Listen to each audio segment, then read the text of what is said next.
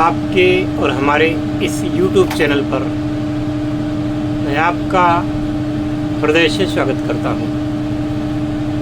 प्रिय पारद तंत्र साधकों, अभी आषाढ़ मास चल रहा है और आज आषाढ़ मास की शुक्ल पक्ष की प्रथमा तिथि है, पड़वा जिसको कहते हैं प्रथमा तिथि। और आज से ही गुप्त नवरात्रि शुरू हो गई है। जो आषाढ़ मास की शुक्ल पक्ष की गुप्त नवरात्रि शुरू हो गई है, तो माता रानी का आशीर्वाद लें, माता रानी की आराधना करें। जो लोग नवरात्रि में साधना नहीं कर पाए वह अब करें और माता श्री के श्री चरणों में बारंबार प्रणाम निवेदित करके आपको बताना चाहता हूँ कि बस 15 दिन बाद श्रावण मास का शुभारंभ होने जा रहा है और श्रावण मास अपने आप में अद्वितीय और श्रेष्ठ है। यह मास भगवान शिव को समर्पित है। श्रावण मास में भगवान की सेवा अर्चा, साधना, पूजा, नाम स्मरण, मंत्र जप इत्यादि करने से शुभ संकल्पों की सिद्धि होती है और भगवान शिव का अमोघ आशीर्वादास्त्र आपको प्राप्त होता है। तो जो पारद तंत्र के साधक हैं उन लोगों से मेरा यही कहना है कि चूंकि पारद के द्वारा बना हुआ शिवलिंग ये भगवान को सर्वाधिक प्रिय है। हर एक के जीवन में 12 ज्योतिर्लिंग देखने का अवसर प्राप्त शायद न हो पावे, परंतु पारद शिवलिंग स्वयं बना करके उसका पूजन करने का सौभाग्य आपको प्राप्त हो सकता है। और तो एक ऐसी विधि आज आपको बताने जा रहा हूँ जिससे कि आपको पारद शिवलिंग की पूजा अर्चना करने का अवसर मिलेगा। एक तो पारद से ठोस शिवलिंग बना लिया जाता है जो पूरे जीवन क्या आपकी बहुत सारी पीढ़ियों तक काम करेगा। हम ऐसा शिवलिंग नहीं बताते कि आप जैसे बाजार से ले आए और नीचे गिर गया तो बिखर गए, टूट गए। हम ऐसा शिवलिंग बनवाते हैं जो कि कभी भी टूटेगा नहीं, बिखरेगा नहीं। अगर उसमें आप हथौड़ी मारोगे तो भी वो इधर उधर तो चला जाएगा पर उसमें दरार नहीं आएगी। अब कोई आदमी बिल्कुल आमादा हो जाए कि नहीं उसको तोड़ना ही है तो फिर उसकी बात अलग है। जब लोहा टूट सकता है तो वो तो टूट सकता है। अब यह शिवलिंग आप बना सकते हैं, इससे मूर्तियां बना सकते हैं, वो तो मैंने एक कोर्स बना रखा है। लेकिन आज मैं एक आपको ऐसा शिवलिंग बनाने की विधि बताता हूँ जिस शिवलिंग को रोज आप बना सकते हैं और रोज उसका विसर्जन भी कर सकते हैं।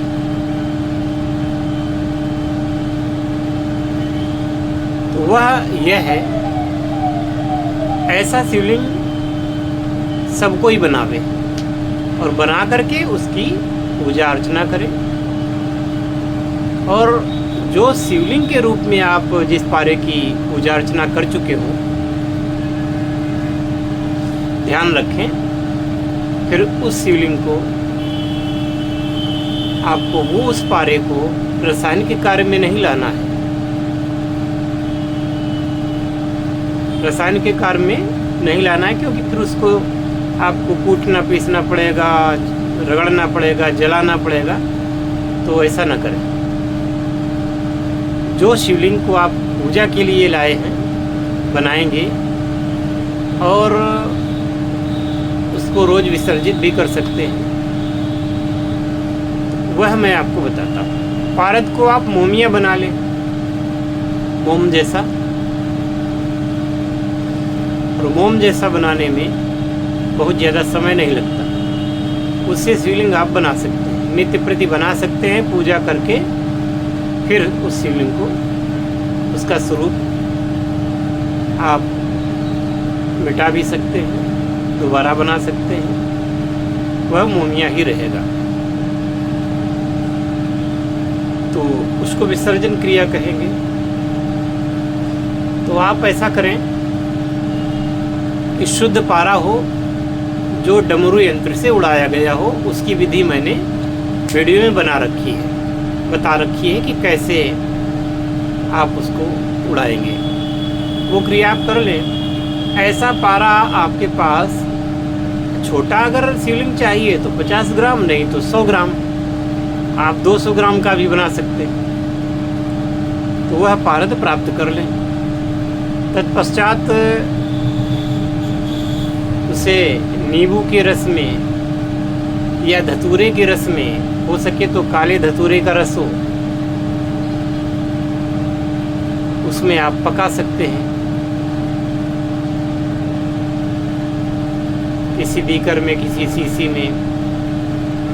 तो धतूरे के रस में जब आप पकाते हैं तो सारा रस सूखने के बाद भी पारा वहीं मिलता है, उड़ता नहीं है। इस पारे को छान लें। छान करके, यह भूखा है। अगर इसमें आप किंचित मात्र स्वर्ण देना चाहें तो दे सकते हैं। स्वर्ण का ग्रास करने पर पारा जो होता है उसके लाभ अगणित हो जाते हैं। जिन लोगों के पास सोने की व्यवस्था ना हो तो वो चांदी का ग्रास थोड़ा सा दे सकते हैं।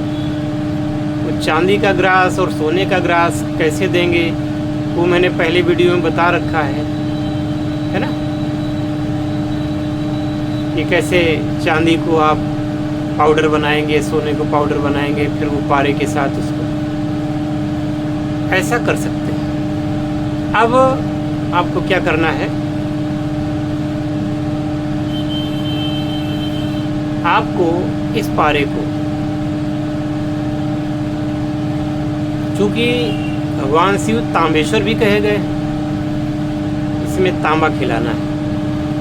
तो तांबा कैसे खिलाया जाएगा? नीला थोथा, इस नीले थोथे को डिस्टिल्ड वाटर में डाल करके उसमें आप पारा डालेंगे। पहले वो सारा का सारा गर्म करके नीले थोथे का विलेन बना देंगे। उसमें विलेन बना करके आप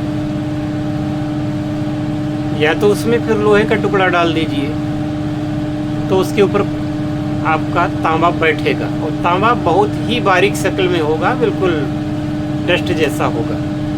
ऐसा तांबा प्राप्त कर लें। उसके साथ पारे का मर्दन करें। अगर 1-2 घंटे आप उसको पारे के साथ मर्दन करेंगे तो धीरे धीरे यह पारद मोमिया हो जाएगा। जैसे मधुमक्खी का मोम होता है, इस प्रकार का ये मोमिया हो जाएगा। तो इतना पारद की भस्म, इसमें पारद का वो पाउडर मिलावें जिससे कि यह मोमिया हो जाए और बहुत ढीला न रहे और बहुत ही ज़्यादा ये ठोस ना हो जाए। ठीक है ना, ध्यान रखें। और जब इसको आप मर्दन करेंगे तो पारा ही नज़र आएगा, पारे की चमक नज़र आएगी, आपको कहीं भी ताम्र नज़र नहीं आएगा। अब यह है, आप बना लिया आपने मोमिया।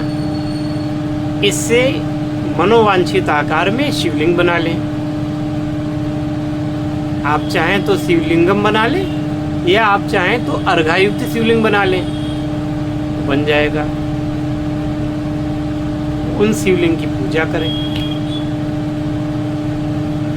चाहे तो उनको वैसा ही बना रहने दें और चाहे तो विसर्जित भी कर सकते हैं, यानी कि उसको मिट दोबारा पारे के रूप में ला सकते हैं। इस प्रकार से आप